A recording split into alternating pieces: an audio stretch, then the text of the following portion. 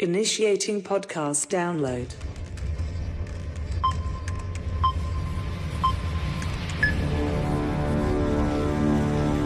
Prepare yourself.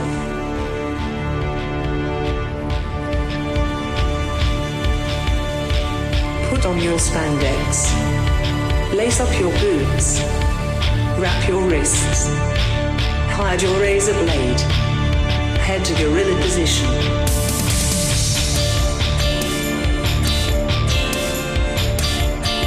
Grease up your hair. Apply baby oil. Okay, apply more baby oil. Get into gimmick. Keep your ears open and your mouth shut. Have fun and be safe out there, brother.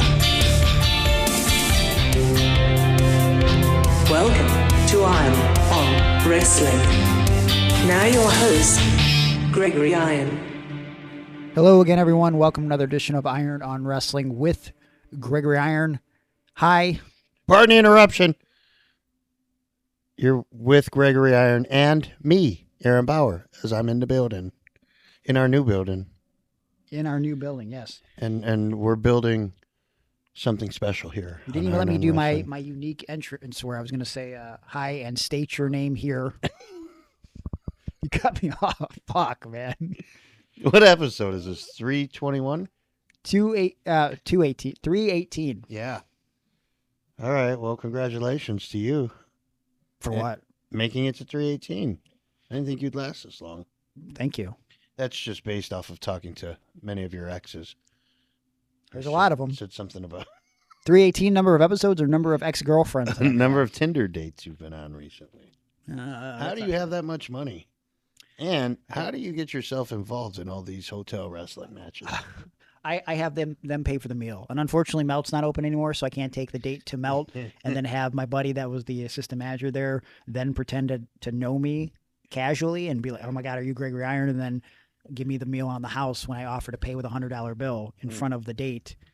It's unfortunate, but it is what it is. You ever take a girl to tchotchkes? I'm sorry, where? You never went to tchotchkes with a girl? No. You get What? pizza shooters? I've taken a couple of guy friends to Fazio's. Oh. Taking meat in the rear. Yeah. At the Fazio's. I know what it is. Yeah. I mean, I've never been there. That's what my dad used to say. Very insulting. Yeah. And kind of homophobic, if I'm being honest. Well, he told me that you used to take the highway there.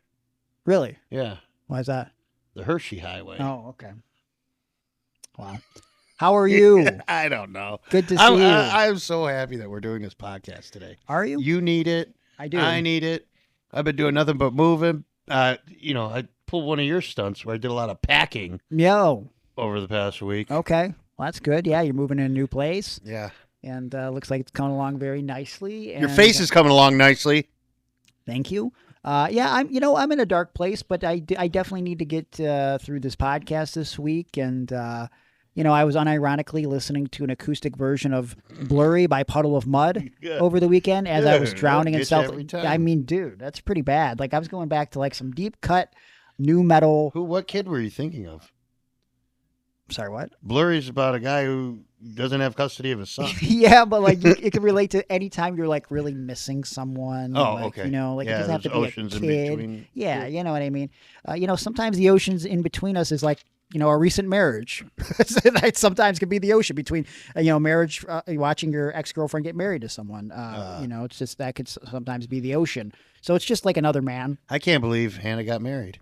She did not. Oh, it wasn't Hannah? No, I don't know. Oh, it was Danny? I don't know. I don't know what Danny's. Danny got married a while. I actually forgot that was another girlfriend that got married, but she also faked a pregnancy. Yeah. So Maybe faked she's a faking a pregnancy. marriage. Now, what? She could be. She told me she faked a lot of things. She could be. A girl in Indiana that I used to date is now Deanna, married. her name was? No, you were in her? No, you were in Indiana. No, her name was Jamie. Oh, yeah, she's married now. I like the name Jamie. And here I am, For an aging, nearly 40-year-old man, alone. But you know what? A lot of people pointed out when I was very sad this weekend, thinking about life's regrets beyond being Gregory Iron. They said, you know what, though? You won. You were on Chris Jericho's podcast this past weekend. And I said, did I win? I mean, it's a cool thing. I'm not going to dispute the fact that it was a very cool life moment to appear on Chris Jericho's podcast, but also I'm not on the high of the podcast, right? Like, I'm not going to go back and listen to it. I'm hearing that it was a good interview. I was kind of nervous, if I'm being honest, because Chris Jericho is one of my all-time favorite wrestlers, but I think it went well. But also, what a jabroni, Mark. Shut up. If we're pulling the curtain back, I'm far removed from the feeling that I had from doing the podcast because I recorded it in July. Yeah, so I was not even sure if it was going to hit the internet. After the first month, I remember saying, Greg, you working me, brother, or what? What's going on here? And you were like, no. He said it wouldn't be out right away. Okay. So then we get through the second month that it hadn't come out yet. Yeah. And I'm like, Greg, you've been telling everybody you were on this podcast. You're starting to look like a liar. Sure. Now. Well, I didn't say it publicly. I think I only said it on Patreon, to be fair. Okay. But all the Patreon people were like, wow, Greg Iron's a big liar. But I'm looking back at my calendar, the exact date and time. I recorded this on July 15th at 2 p.m. with Chris Jericho. So literally 4 months ago. The hottest day of the year in Cleveland, Ohio. Yeah. And it dropped on like the coldest day of the year in Cleveland. Because where we're sitting right now, I'm watching snowflakes. Yeah, we're getting and not just you and all your little 440 friends. Okay, well, 440 is not a thing anymore. Oh. But, yeah, I don't know. 440 snowflakes. I'm feeling good about the recent appearance on the Jericho podcast. Thankful for that. But, like, also, I don't know. The way I was, like, describing it to someone is, like, it's kind of, I feel like I should be doing things like that. And that's not to sound egotistical. It's like, it's confidence, right? Like I'm very humbled by the opportunity, but I feel like I should be doing more stuff like that. And I feel like things like this have been a long time coming for me, and not everybody reaches the same places at the same time, right? Like I'm aware of that. I'm thankful for it, but I wish I was doing more of it. And then at the same time, I'm a real person and I'm dealing with real things, right? Like even people that are doing things of notoriety or in the public eye, they are experiencing real ups and downs. And I don't know, I'm on the roller coaster right now, and usually you're supposed to enjoy the ride on a roller coaster. I think for the most part, it could be worse, right? So that's my rambling about that. How are you? You doing okay? You're moving? Everything's good, man. You're shaking? Doing a little bit of this, a little bit of that, but not much of anything. Well, it feels like. Yeah. Because as much as you unpack and everything, it still feels like this place is a mess, which it is. But we are getting there, and we do damage. And, hey, got a dog. You do have a dog. Got a dog now. He was wandering the streets. Looks like Petey from the Little Rascals. You look like Petey from Little Rascals. Burned you. Don't know if that's an insult. He's a very cute dog. Oh. He was my favorite character on Little Rascals. Yeah. My favorite character was Pete the dog. Were you a fan of Spanky? Were you a fan of the 1994 Little Rascals movie remake? It wasn't the baddest or the worst. It was a good movie. Yeah. Okay. I'll go as far as to say it might have been good. It was great. But when did I see it? 1994. Yeah. Yeah. Well, that's the last time I saw it. Wow. So should I watch it again? Maybe. We want to do a watch along? Probably not. Yeah, that's a bad idea. Anyways, I'm not sure why you suggested that. Today on the show, we're going to have a little bit of a shorter episode. We're going to be talking a little bit about the Indie Insider that we started to cover last week on the show from July and August of 2003. It was I guess a fan-made program covering a lot of the Midwest and some of the East Coast indies. And we're going to dive into some of the interviews in that book. We're also going to read a letter that Aaron was going to send to PWI publisher Stu Sachs, and whatever else we end up getting into. We're also going to do bonus stuff over on Patreon, patreon.com/IronWrestling. We're going to be doing a bonus free Q&A. So if you want to listen to that, sign up for the free tier. But if you want to support the show, the best way to do that is to pay $3 to get the bonus audio content going back to 2019. Bonus video starting at $5, where you can look and watch my most recent video reviewing some of my recent action figure purchases and unboxing those and talking about those. I just got the new Dean Douglas figure that I was looking at, the Mr. Hughes figure, the Striker Force figures, and I'm going to have some more coming. So those will be exclusive to Patreon. $9 gets you involved in the Zoom chat that we do once a month. That'll be coming up before this month ends, so get involved. And, of course, if you get $25 and up, you're going to get something in the mail. We're going to be sending something out the beginning of December, so hop on board. You got to be involved for at least 2 months to get this package in the mail. So if you want it, you got to sign up this month and next month. And that's that. Make sure you subscribe to the podcast on YouTube. We're uploading unique content over on the YouTube channel all the time, as well as the episodes of the show. Subscribe to the podcast wherever you download your favorite podcast, iTunes, Spotify, all that good stuff. And without further ado, let me see this letter that you tried to send to Stu Sachs back in. No, I haven't read it. I only read the top line that it was to Stu Sachs. I think I remember it was about joining, like. Hold on, don't even say it. Okay. What year do you think you wrote this? It's written in cursive. 92. All written in cursive. Yeah. Why do people not write in cursive? They don't. Well, not anymore. I know they stopped teaching it, and They don't think even. they just started again. They don't even teach the kids how to sign their names. They look like fucking idiots. That's what I said. It reminds me of all these indie workers who, when they autograph something and they print their name, like, So weird. what? That's not even cool. Dear Stuart M. Is it M or N? M. M. Sachs. I'm writing in regards to being scribbly on the selection committee for the first Wrestling Hall of Fame. Oh. I believe I am qualified. So in 1992, you would have been Yeah. 40, Fuck you. I was 14. 14 years old. So you thought you were qualified at 14 to be on the committee for selecting Hall of Fame inductees. Even though I'm only 15 Damn it. years old, I know more about pro wrestling than some people twice my age. No. people that are 30. That are 28. Wow. Although I don't subscribe to any wrestling magazines. Okay, so that's a great way to sell. Yeah. You know what? I don't give you any money whatsoever. No. I don't subscribe to them, but I bought every issue. I know that. Oh, okay. I buy a new one each week. Yes. So that I'm sure I get the full picture of what's happening. I'm not squiggly biased towards any squiggly scribble specific wrestlers such as rule breakers or fan favorites.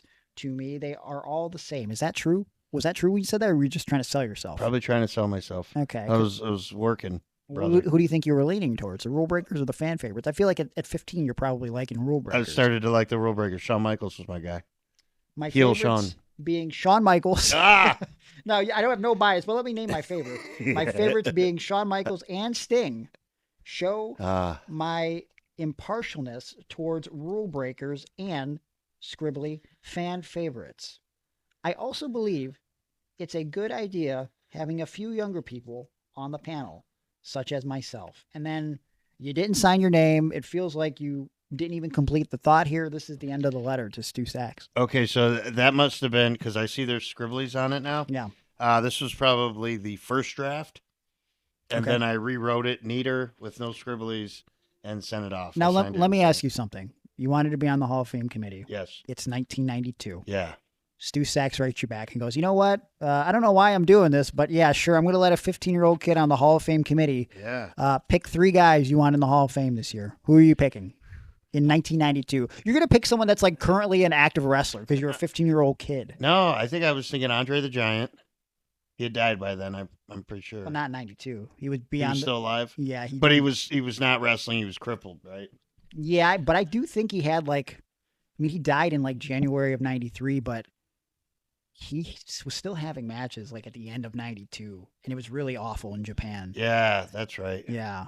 Okay, and then probably, let's see, who was around back then? Maybe somebody like, I think out of the older wrestlers, I liked Bruno Sammartino, but only because he got into it with Macho Man when Macho Man hit Ricky Steamboat with that bell. Oh, that makes sense. Yeah. And then another one I would have put in, I probably would have voted for Jack Tunney. Okay. Because I thought being the president of the World Wrestling Federation was a big deal. I'm trying to go into like my brain of like a 15-year-old kid. And it's so at 15, it would have been like 2001. See, there was no way I was inducting current wrestlers. Yeah. Because I was a big fan of the Baseball Hall of Fame, and you have to be out of baseball for like 4 years before they consider you to go into the Hall of Fame. Yeah. So that's why I figure that with wrestling, and I probably hadn't seen Andre wrestle an actual match. I see. So at 15, I'm like, sitting in my room and like reading a bunch of magazines of biographies by myself, and I'm trying to become like a wrestling historian. So I would have picked like ridiculous names that I probably never saw one match from, but I'd be like, well, this is really think that if you guys don't have him in already, you should have Buddy Rogers. He was the first WWF champion back in 1963.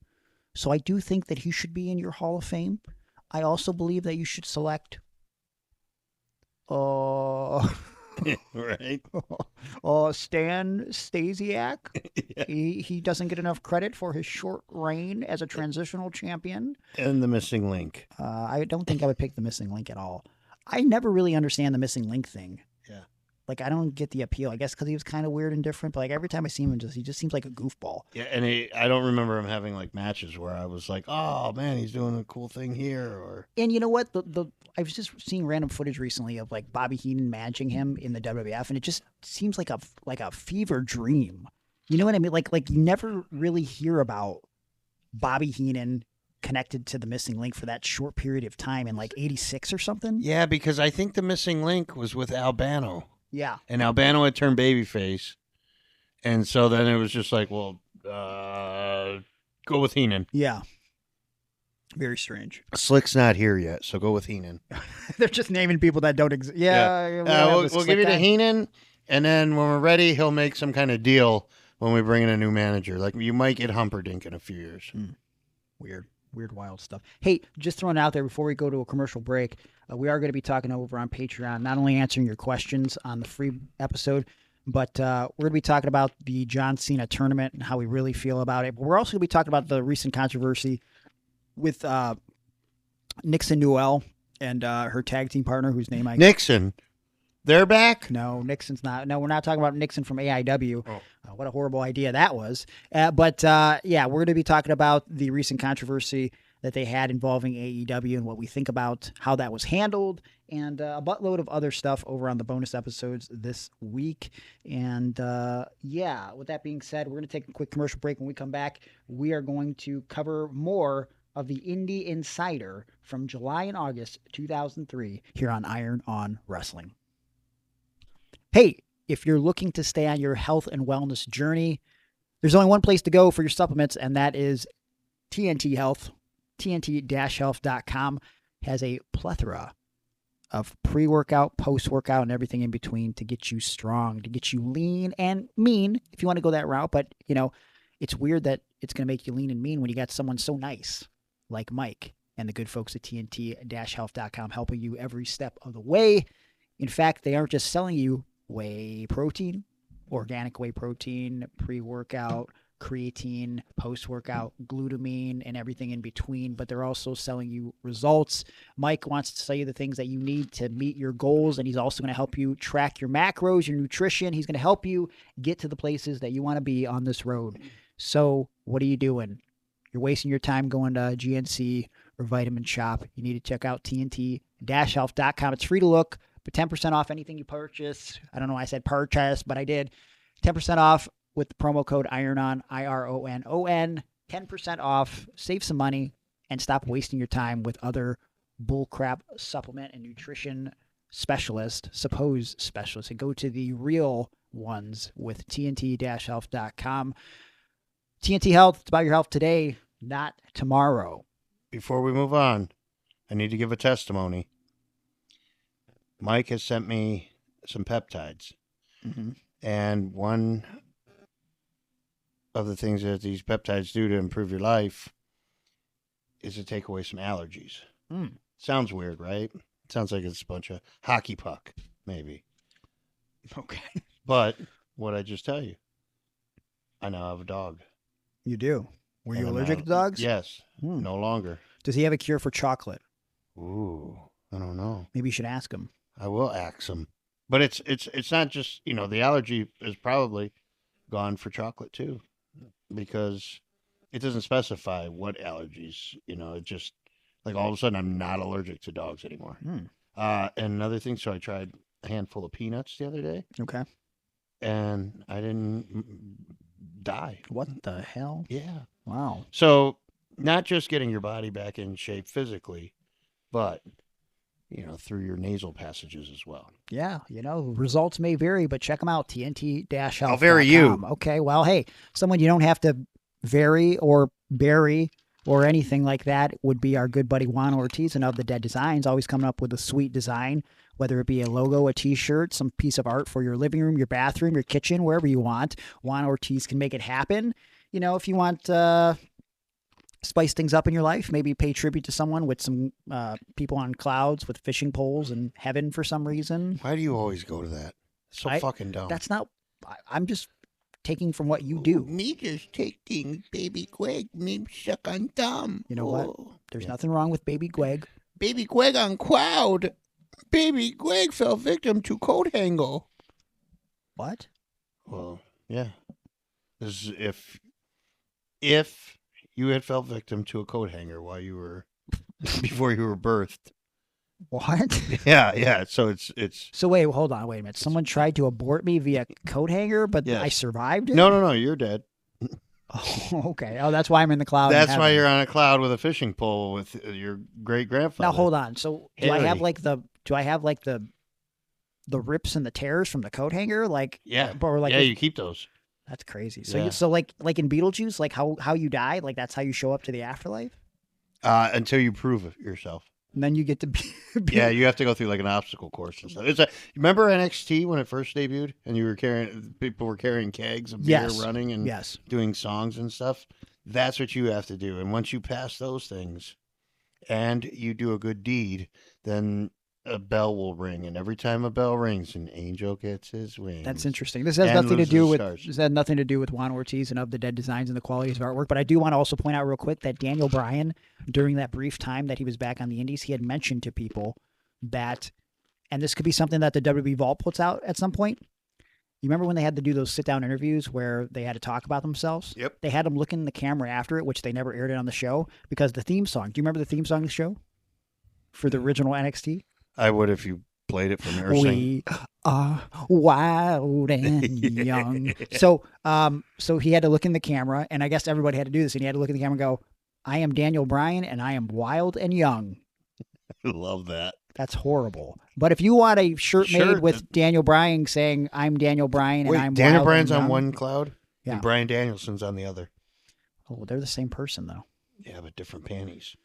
Okay. Wrestling panties. Anyways, if you want some artwork from Juan Ortiz, which, he's made prominent artwork for people in WWE, AEW, New Japan Pro Wrestling, Ring of Honor, Impact, TNA, whatever you want to call it, Indies. He's made artwork for us. He just made a piece of artwork that in some form or fashion we're going to release to the Patreon subscribers, where it's Baby Greg along with Aaron and an alpaca and Howard Animal Steel, and it's like a Baby's Day Out parody. Juan Ortiz is the man. You need some artwork from Juan Ortiz, and if you want to make that happen, contact him right now. Save $20 on your first design when you mention Iron and Wrestling. Go to his Instagram at Of the Dead Designs, Facebook.com/Of the Dead Designs, or go to his website ofthedead.weebly.com, because Of the Dead Designs is bringing artwork to life. That being said, before we drop back into the subject at hand, which is the Indie Insider, a couple things I want to mention real quick. One, I just received a message from one of our most faithful listeners. He's over on the Patreon, Corey WH, and he just sent me a message. I'm sure he doesn't mind me reading this. He just sent me a screen cap of the episode that we made in honor of my dad. Almost 3 years ago now. He said, I lost my Gramps earlier this afternoon. It's been a hard day, but this episode has helped me a little bit. It isn't getting easier, but I'm going to have to get used to this as time goes on. Thanks for your podcast. Thank you for sharing that message. I will, obviously, by the time you hear this, I will have written you back. I want to take time to write you the thing that you deserve for taking the time to write that to me, and it means a lot. I'm sorry for your loss, man, and losing anybody in your life that means something is always hard, but especially a grandparent. And it doesn't get... I was just going to say the same, man. I think you and I both had like special bonds with our grandparents. Yeah. And it sounds like Corey probably did too. So yeah. I was feeling bad right now. Coincidentally, I always talk about my grandma and the bond that, she created with the wrestling, but my grandpa was always there too. He was always like heckling me when I was watching wrestling. He always pretended like he didn't like Hulk Hogan, would always like talk about how Hulk Hogan was going to get beat. I think Hulk Hogan's going to lose this match, son. I'm like, no, he's not going to lose the match, Grandpa. And I was actually working on one of the chapters from my book. And, without giving away the whole chapter, basically I was writing about my first experience doing a tryout at OVW, back when you could pay for a tryout, where you can get looked at by people that worked with, they worked with the biggest names in the industry. Like when the John Cena class was a thing with Brock and Shelton, you had Danny Davis there and Rip Rogers and Jim Cornette, and you got an opportunity to be seen in front of these people. So they weren't working directly with WWE, but they still had those contacts. I think they were working with TNA at the time. But be that as it may, like I wanted to get better. I wanted to try to get a look, and I shit the bed. And I think my grandpa could see that I was not happy with my performance when I went back to his house that night, because he lived in Kentucky, so I stayed with him that weekend. And I was with Matthew Justice, and you could see it in my eyes, and this is what I wrote about it real quick. He said, "Did I ever tell you about how I got the job working at GM?" I shook my head no. Grandpop had worked at General Motors for 40 years until he retired in the early 90s. Well, he began, when your grandpop was a lot younger, my first job was working in the coal mine here in Kentucky with my dad, and I hated it. He paused, looking down, shaking his head. I could see by his expression that he'd put himself back in that pit. It was awful, son. Dark, scary, dangerous. My dad got me in there. It was a good paying job. One day at the end of the shift, I came out of that mine and I looked at my dad all covered in mud and sweat. I pictured a younger version of him, dark-haired, no eyeglasses yet, fewer wrinkles, no liver spots, crawling out of a black hole and into the light. I put my tools down and said to him, "I can't do this anymore." And he looked at me confused and said, "Boy, are you afraid of hard work?" And I said, "No, sir." Then he said, "Boy, this is the best job you can ever have." And I looked at my dad and I said, "Sir, the best job I could have is one that I enjoy. And it ain't this one. And I'll work hard at it. But it'll feel less like work because I'll be doing something that I loved." I glanced at Matt Justice, who was fixated on my grandpa. He turned to me and I could tell we were thinking the same thing. That night, Grandpa continued. I went home, packed all my stuff, and headed up north to get a job with GM and Chevy. "Wait," I interrupted. "You called Chevy that day and got hired?" Grandpa looked at me like I was an idiot. "Well, of course not. I grabbed your grandma, packed my stuff, and left." Oh, okay, that's not crazy at all, I thought. We rented a place in Detroit. I got hired pretty quick and eventually got a transfer out to the Cleveland plant. Not every day was perfect, and I'm sure I'm glad that I got paid well, son. But boy, you can't put a price on happiness. And doing something that sure did make me happy, yes, sir, I'm happy about that. Justice and I were in awe. The timing of the story was perfect, but clearly, Grandpop had been waiting for just the right moment to tell it. When I went to bed that night, I was inspired by Grandpop's words. I knew I couldn't quit yet. And then I wrote a lot about Al Snow and burying him, but essentially, I don't know. I got, when I was writing that a couple nights ago, I got emotional because it was like, man, my grandpa was like one of the only guys that always supported anything I did, including my wrestling, even when I, was at my youngest and dumbest and was still trying to navigate and figure it out. And like, after shitting the bed that weekend, I think I could have quit, but I remember, me and Matt talked so much about like, just on that way home, I remember like the idea that like somebody that we knew, even though it wasn't the same dream, could just one day crawl out of the ditch and look at, someone that he cared about and go, "I'm not going to do this anymore." And he just packed the shit and left without a plan. And I just feel like when you're a wrestler, that's kind of how it goes. Like you have an idea of where you want to end up, but a lot of the times, what is it, the Mike Tyson line? It's like everybody has a plan to get punched in the face. I think, you're essentially getting punched in the face a lot as a wrestler, unintentionally. And when you're navigating the dream, the come up, right, to become a wrestler, it's like, that's not what the dream looks like. I don't think that's how you envision the dream of like these long road trips and like no money and sleeping in your car or sleeping in parking lots or some random person's house on a floor if you're lucky. And it just kind of gave me perspective about how lucky I was, even in those moments where I was like struggling, to be doing what I was doing, because most people don't do the things that make them happy, right? And I guess the point of reading this, Corey, was like, I know you're missing your grandpop right now, and I hope this gives you an opportunity to sort of, between this and listening to the old Best of My Dad episode, just reflect on the things that, your grandpa gave you, words of wisdom, time spent with him, and, know that going forward it's going to be rough, but, you don't get to walk with him, unfortunately, in this life, but you can walk with the idea of him, right? And it's probably always going to hurt, but you learn to carry that hurt and move in a different way. You could still be motivated by the things that he gave you. And, man, I wish you all the best going forward. And if you need to talk, you can always reach out to me and Aaron. Last week on the show... Oh, I guess I don't get to add anything else to the grandpa thing? What would you like to add, Aaron? You already ruined it. Okay. Last week on the show, we talked about the 4 henchmen and Rick Lee. Aaron almost did a spit take, and we also touched on Pro Wrestling Weekly, and we just wanted to follow up. Pro Wrestling Weekly, I want to give this a plug because honestly, it's enjoyable to watch, to see what they were trying to predict for the time at this point.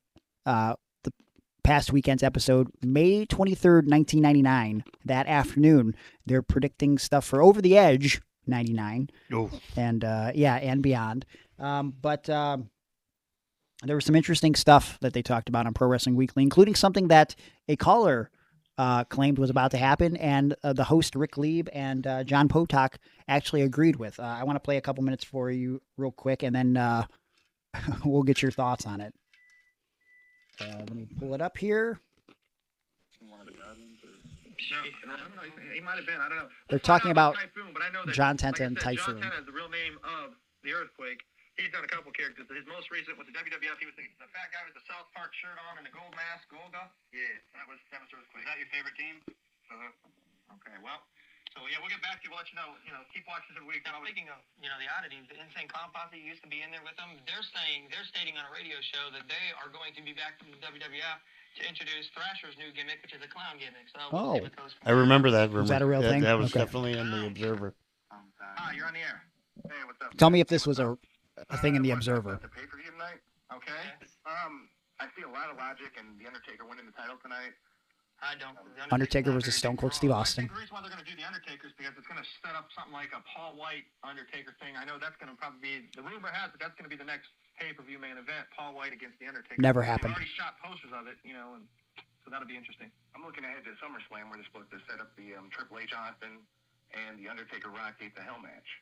Oh, I didn't. I knew that those 4 were going to get. A what match? It's going to be what, like Gates of Hell? Gates of Hell. What they're talking about is a ring where the bottom opens up and there's like this pit.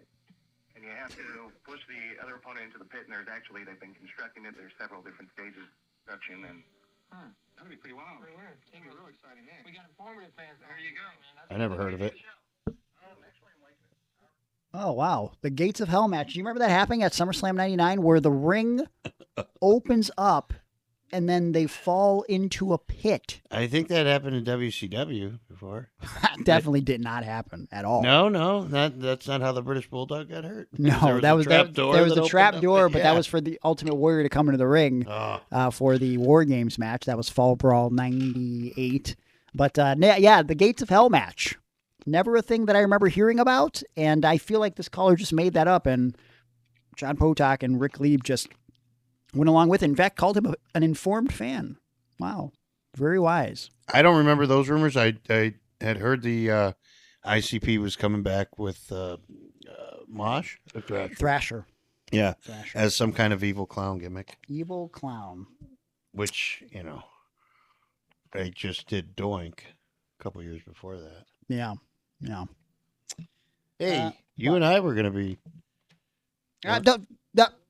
Don't you spoil anything because they're still next year. We didn't do a... We were going to be Survivor Series. We were going to be the 4 Doinks. No, we were not going to do that. It was going to be me, Greg, Benjamin Boone, and the dude from the Banana Ball. We are never going to talk about the dude from Banana Ball ever again. Go back in the archives, or don't, because it was the worst interview we've ever had on the show. Speaking of interviews, though, in this program that we have from the Indie Insider, July, August 2003, which, by the way, as I mentioned last week, we're going to try to get our hands on some of these old programs from the person who was writing them. We have an interview with an individual that I hate. He's a horrible, horrible man, always been a horrible wrestler, and apparently he has an interview in this booklet. Interview with Sheik Abdul Hassan. Now, to preface this for people who don't know him, which I can't imagine you would know him. Let me ask you this before we continue. Okay. You said you have a hatred for this man. Now, is that all people of his descent? He's white. Oh, wait, no, his name is white. Sheik Abdul Hassan. Yeah, he is. There's no way that dude's white. Well, he ain't. He's not a sheik of any kind. Okay. So, anyways, I hate him because he was a piece of shit when I started in wrestling. He was one of those guys who never did shit, never wrestled outside of Ohio or PA, but he talked very negative about me. I wrote about it in my book, and I'm sure if you go back in the archives, you can hear in depth about me shitting on this dude. But he was a horrible person. The second that I became better than him, where at that point he'd been wrestling about 15 years, and by the time I was 2 years in and realized I was better than him, I was very disrespectful to him because he was never good. And yeah, so let's see. I haven't read this interview in advance, so this is going to be a surprise to all of us, and we will stop periodically as we talk about this. It's only 1 page long. The interviewee asked, who trained you and how did you get started in the business? Sheik Abdul Hassan. I was trained first by the Super Destroyer, a.k.a. Jim Wittenberg in Lorain, Ohio. I first trained as a manager with my friend Tony the Crow Jackson, who got me into the business to be his manager. Now, before we continue, do you know of Super Destroyer, a.k.a. Jim Wittenberg from Lorain, Ohio? Yes. That's the guy that ran the school that I went to the first time when I called that number during Nitro. Okay. And the guy was like, why would you call me right now? And I said, well, your commercial said, call right now. Jim Wittenberg, it's his name. And why did he take the name Super Destroyer? I mean, that's... I think he wrestled under a hood. Yeah, but I mean, like, that's such a generic name. There's been like there's been more famous Super Destroyers. Yeah, but see, back then people just went with like a gimmick that was already there a lot of times. You know, the 80s, I mean, again, we had Batman, Bat with 2 T's booked on the show. Yeah. You know, we had NWO Sting, which was not NWO Sting. Yeah. It was just an indie dude dressed like Sting. I saw how much fun it was, so I decided to do one better and be a wrestler. So he didn't want to stop at manager. He decided he wanted to do one better and be a wrestler. 6.5 years later, I entered somewhere I thought I'd never be. That was Cleveland All Pro Wrestling. Now that shows how terrible Sheik Abdul Hassan was in general. He thought he could never make it to Cleveland All Pro Wrestling. Now, to point this out, I had my first match in Cleveland All Pro Wrestling. But that's because you paid. No, it took him 6.5 years to get to Cleveland All Pro Wrestling. I want to point that out. I never thought I'd be in Cleveland All Pro Wrestling, where I was put through the most violent and painful reality of being a wrestler. All those years of hardcore didn't come close to what JT Lightning put me through. Oh, you mean legitimate training? Or at least somewhat legitimate training? Wow. I could see how that might be hellacious. You know, you might have to do cardiovascular drills, you fucking out of shape, fat, marijuana smoking, drunk idiot. Okay, this is written badly. Once in, I knew there was a lot I was missing, paid for it in blood, sweat, and plenty of fucking tears. I was at 311 pounds when I got to CAPW. Now I'm at present date 245. So he went from fat to slightly less fatter. It goes to show you how people lead you through this business with blinders on. Anything you care to add to that first answer? No. I just want to hear more. The interviewee asks, you have wrestled a lot of high-profile matches. What would you consider your most memorable match / moment till now? Sheik. Jimmy Snuka. I was scared shitless. First high-profile match ever, and let me tell you, when Jimmy flies, it ain't no shit. Okay. He's then asked, what was your debut match versus who, where, and when, and how did you feel being in front of a crowd for the first time? Sheik. Believe it or not, I was not even the Sheik. Oh, really? I went up to Blanchard, Michigan, and worked for Max Cortez. Now, do you know the name Max Cortez, Aaron? That kind of sounds familiar. But... Max Cortez is another shitbag who's done shows I think he wrestles occasionally this day. He bills himself as a former LWO member. Oh. Okay, do you remember Max Cortez in the LWO in WCW? Yeah, because it never happened. When I first met him on a bench outside a country store, and I introduced myself as Sheik Abdul Hassan, Mark, in return, he tells me, "Not tonight, you are Marty Wells." And for the life of me, I didn't have a clue who the hell was Marty Wells, so I guess it was me on June 7th, 1996. I took on their Michigan heavyweight champ, who I don't even remember his name. Too many chair shots to the head, I guess. But hey, first time out, a title match can't be all that bad, LOL. Wow. What a markish statement. First time out, a title match. Boy, oh boy. You really made it, Sheik Abdul Hassan, you fucking loser idiot who doesn't understand wrestling at all. Interviewee, what does the term wrestling mean to you? Oh boy. Sheik. Well, nowadays, the term only comes to mind when you read the sports page and you see some college kids on a gymnasium floor going for the 110-pound division or 2 Olympic hopefuls trying to score the pin for the gold in Greco-Roman style, because now what we do has a new label, sports entertainment, which to me doesn't even have that word wrestling in it. My thoughts alone, other might think different, but you asked me and I told you. Did he write this himself? I mean, this is really piss poor. Okay, did not really answer what wrestling means to him, but okay. Interviewee asks, if you could have a dream match, what would it be? What do you think, if you had to guess in 2003 what Sheik Abdul Hassan would have said his dream match was, what would you predict? Luthez. Really? Okay. Oh, boy. Sheik, bring back an old school hardcore match, which was always and has been my dream match. Bruiser Brody. No, it's a type of match. Oh. A 20-foot high scaffold match. You say it's been done? Well, wrap that motherfucker in 2 rolls of barbed wire and don't leave any spots open. The climb will be enough to fucking make anyone squeamish. What a delusional loser. What an untalented hack. A 20-foot high scaffold match in barbed wire, and he's making it seem like you have to climb. Does he understand how a scaffold match works? Where's the climbing? You have to climb up the scaffold. So he for the start of the match, he wants it covered in barbed wire. So before anything even happens up top, he wants the 2 participants to just climb through like razor wire on the way to the actual scaffold? Yes, you stupid idiot. Okay, that's great psychology, I'll tell you that. I'll put some psychology in your ass. Question. How does your attitude and persona change from being in and out of the ring? Let me see if I can guess this.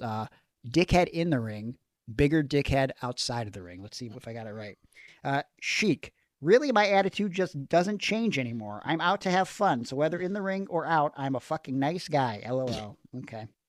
Wow. I wish I would have read you the questions, and you would have answered them as Sheik. Yeah. In his phony Sheik accent that he would do, which is disrespectful to anybody of, any Sheik descent. Name game. Psycho Mike. He says, we'll come back to that one. Okay, great answer. Casanova Cato. Who's Casanova Cato? I remember that name. Was it just Cato? Like he was a guy from Pennsylvania? Because I do know a Cato from Pennsylvania. Okay, he's still around running really terrible shows.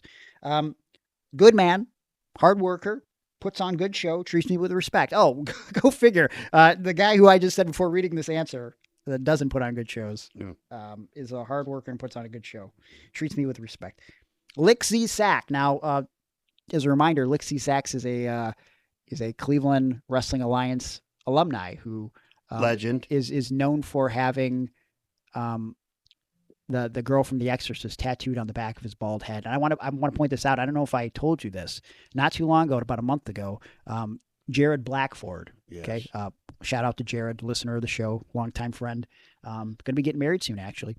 His brother, Matt. To his brother? No, his brother, Matt, saw me in a restaurant. He walked up to me and he says, I know a guy who says that he's a wrestler, still wrestles, and has been to Japan a bunch.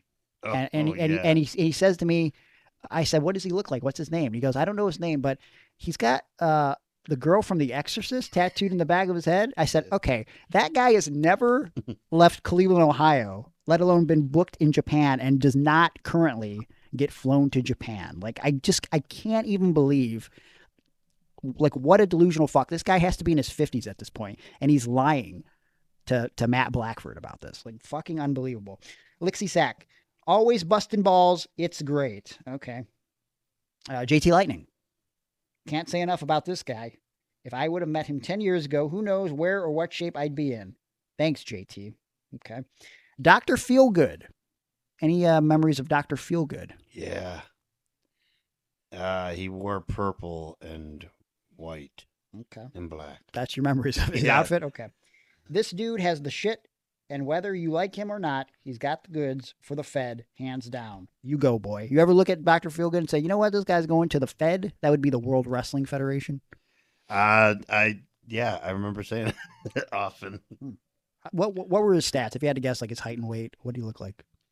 Uh, Because I'm thinking if he's ready for the Fed in 2003, he had to be like what 6'5", 6'7". He was 6'7".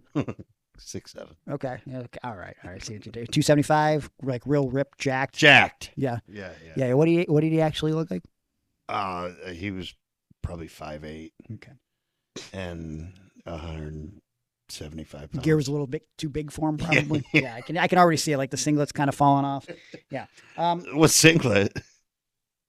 What? Singlet. Singlet, yeah. No. He wasn't wearing a singlet? No, just a tank top and shorts? No, T-shirt. Yeah. Oh, okay. With Taz on it. And that says, Not the wrestler Taz. Check the out- Tasmanian Devil. check out the rest of the interview with Sheik Abdul Hassan on the Indie Insider website. Ooh. IndieInsider.cjb.net. I wonder if it's still active. As Sheik discusses his memorable matches, the Munchies, CWA, and GMO, more about JT Lightning, and more comments from Sheik about even more guys in our extended name game. This is a must-read because Sheik Abdul Hassan says and tells all. Wow, I bet you there was a lot of traffic to that website when this came out. I got to say, like 1, 2, he's probably got like at least a couple kids. So I'd say 4 people, including him from his family, probably went to the website to check out that interview. That's crazy, man. What'd you think? Was that a great interview? Of all the interviews that I've ever read, that was one of them. It definitely was, yeah. Let's see what else we got in this Indie Insider book. There's some stuff I'm skipping, but maybe I'll come back to it. We got a Northeastern Ohio Dirty Dozen Top 12. Want to see who's in the top 12 from 2003? Not particularly. Well, guess what? I'm going to fucking read it anyways. This is strictly from the Ohio Indies, by the way, this upcoming section. So those of you like out west and stuff, sorry to bore you. It's all good. We could go in depth about these people if they don't know them. Number 12, Spence Slater. What do you know about Spence Slater? I think I managed him for half of a match. Okay. Yeah. So he was a mega wrestler guy. Okay. And he trained at their school, and something happened with him sometime. But I don't remember. All right, you think about it. Maybe we'll come back. Oh, he had a manager named Tommy Tsunami. I know Tommy Tsunami. Yeah, I Indiana think we guy? talked about it. Yeah, yeah, I know. No, different Tommy Tsunami. This guy was from like Amherst, Ohio. Okay, yeah, I'm thinking about a different Tsunami then. Who am I thinking about?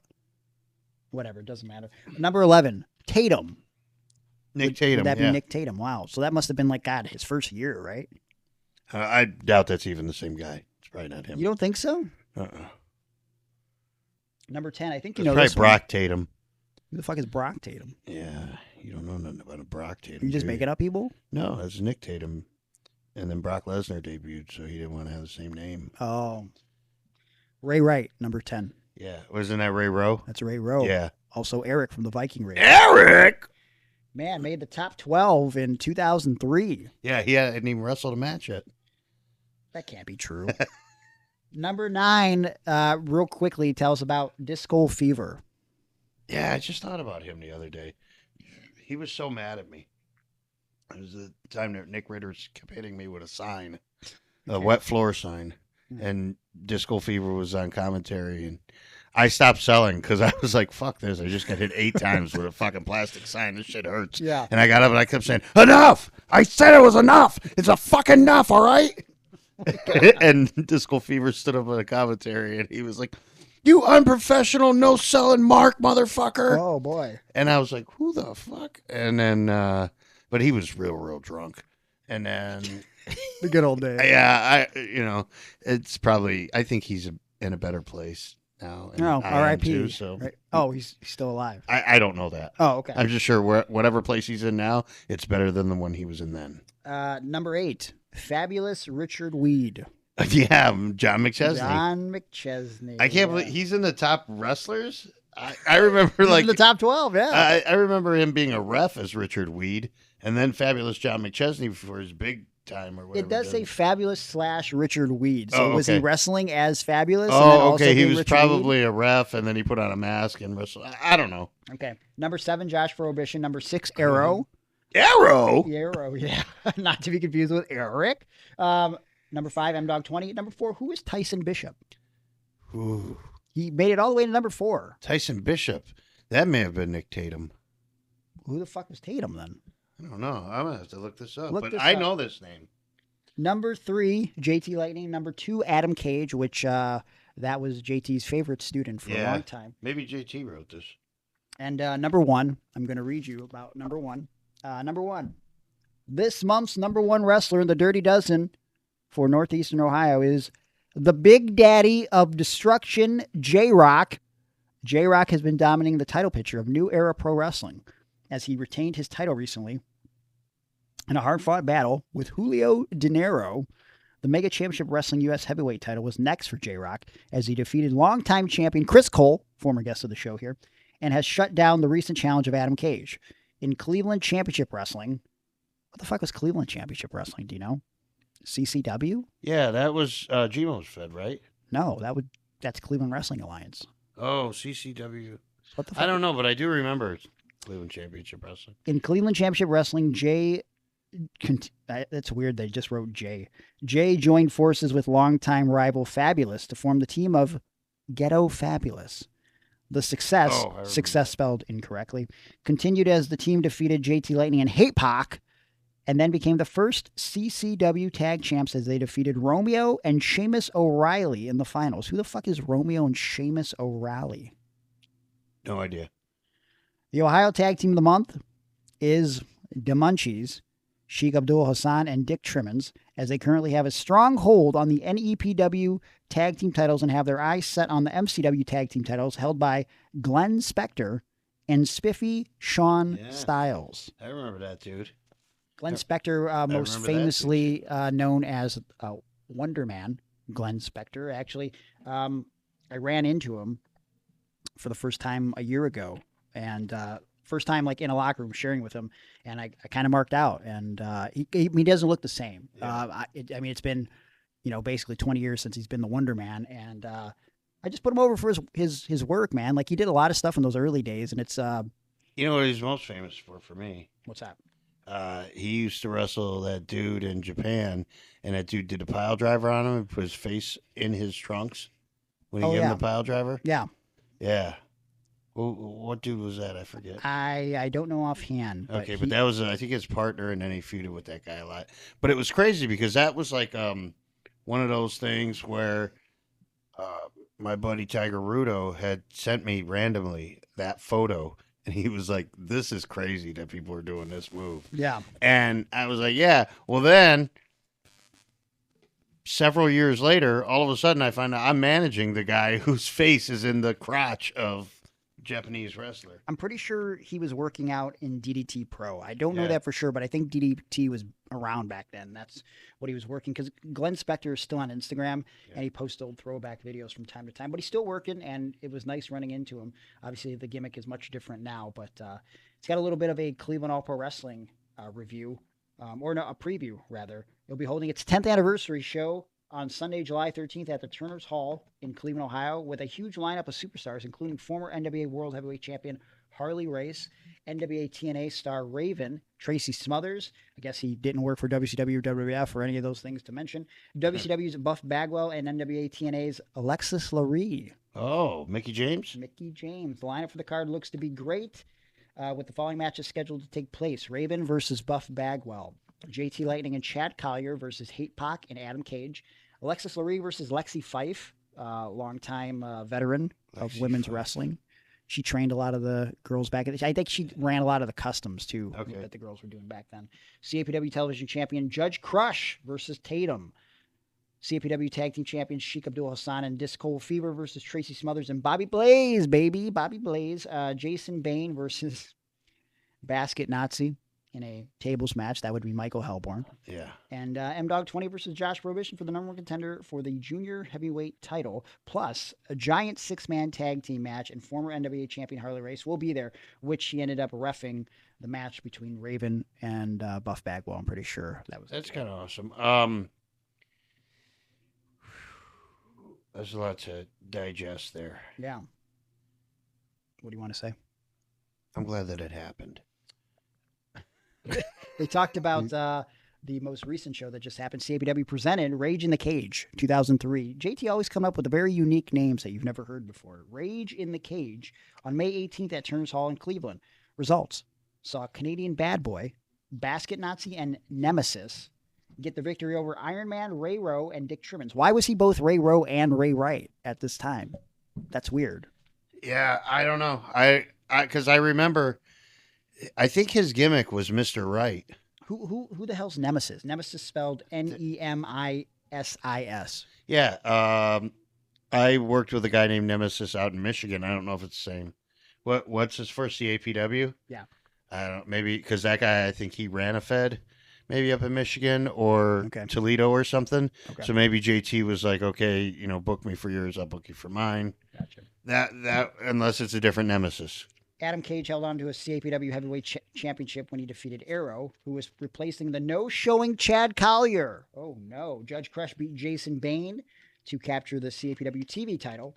Ugh. After outside interference from the Basket Nazi. As a reminder, CAPW did not have television at this time. Wait. Also, can we dive a little bit into the Basket Nazi? Yeah, let's do that. That was my the very first match, Michael Hellborn. Yeah. So okay, I know that he was when I booked him when he was still training. He was the Basket Case.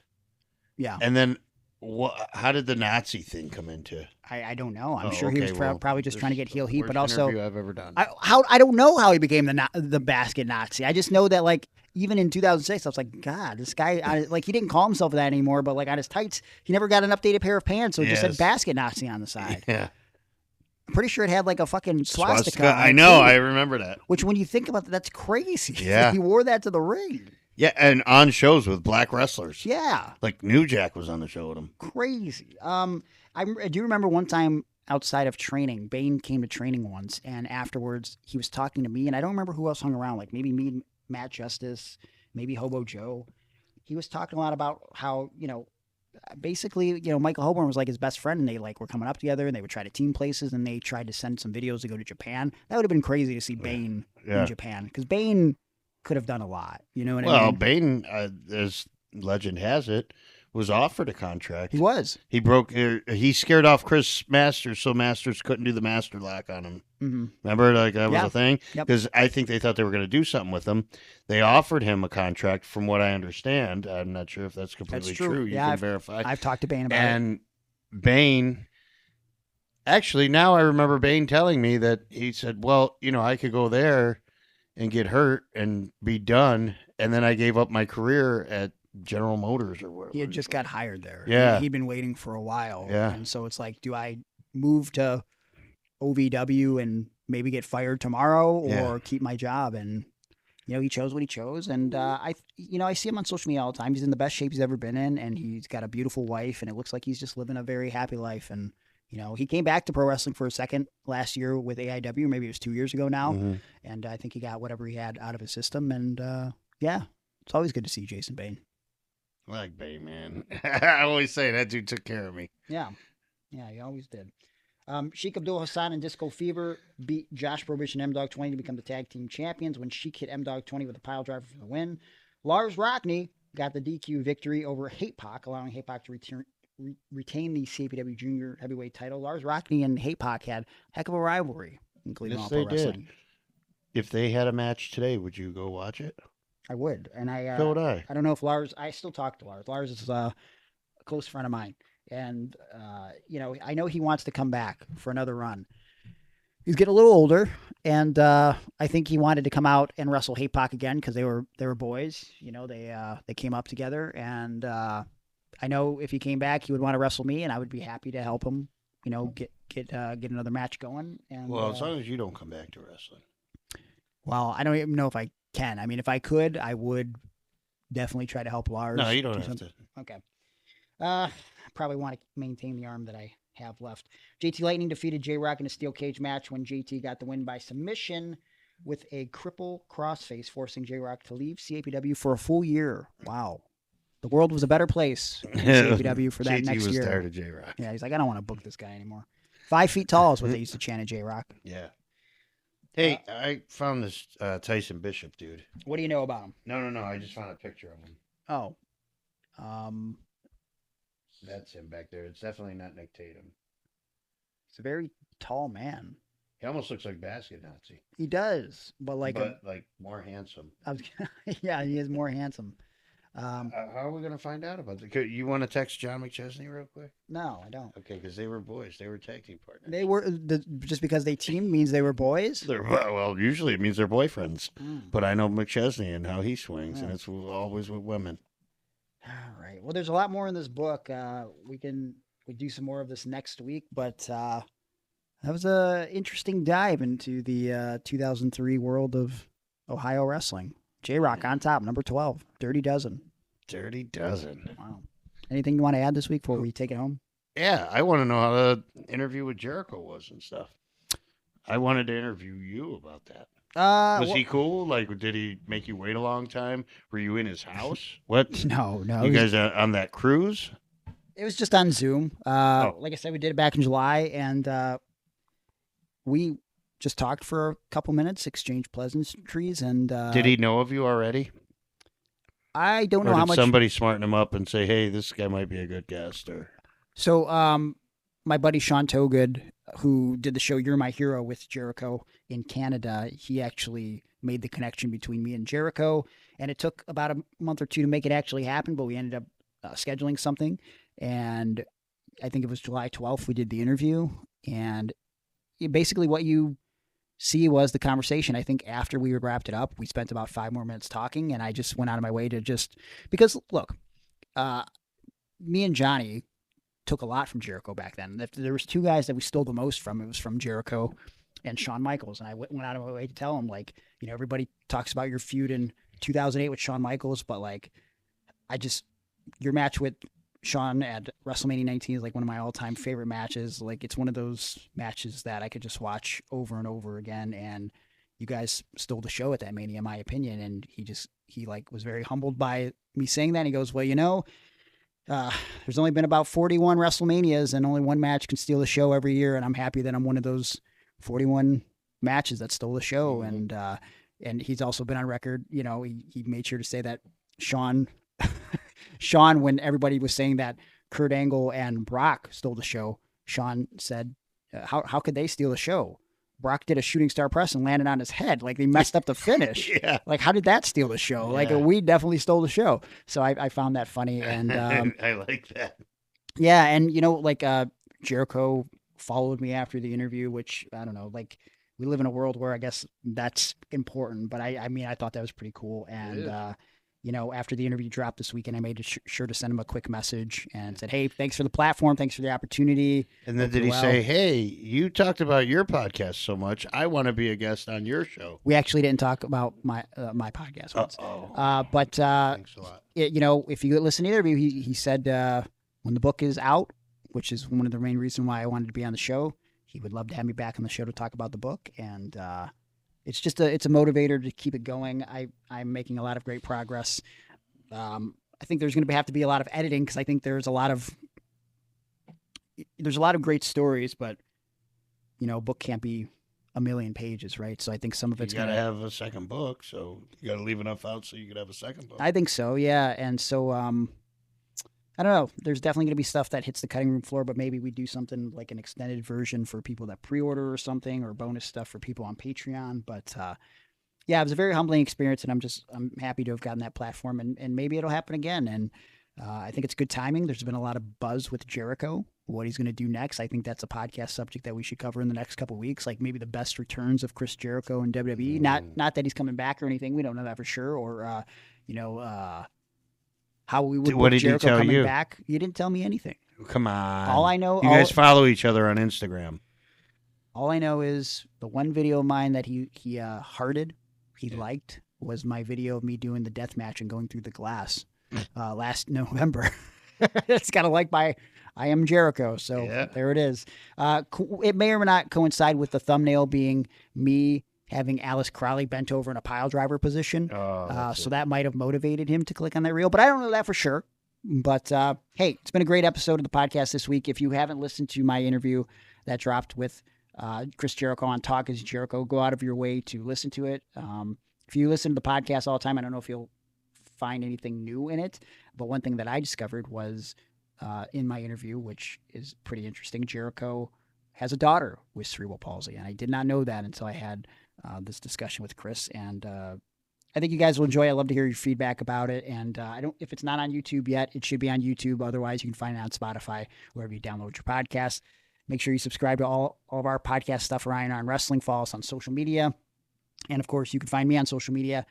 I'm at Gregory Iron on X, Gregory_Iron on Instagram, Facebook.com/TheHandicappedHero. Go to handicappedhero.com if you want to book me for pro wrestling seminars, motivational speaking. I'm actually going to be doing a seminar and some commentary and or ring announcing this coming Saturday night. I'm actually going to be in the Pennsylvania area, and it was kind of a last-minute thing. I was booked for the Professional All-Star Women Wrestling Promotion, the Lioness Cup, first ever, November 15th, 6 p.m. bell time. Front row is $40 for that show. General admission is $25. It's at 1006 Fallowfield Avenue in Charleroi, Pennsylvania. I think I said that correct. I know Alice Crowley is going to be there. Angel Metro is going to be there. A bunch of other, big name independent female wrestlers. So if you like professional wrestling, you like female professional wrestling, you will have a good time for a great price. November 15th, 6 p.m. bell time. You can see me if you're a trained professional wrestler, you're looking to break into the business. Come on down early. 2 p.m. I'll be running a seminar for 2 hours. And, I did one previous seminar in that same area last year. So I might be covering a couple things. I want to work on promos. I want to do some in-ring positioning stuff with guys.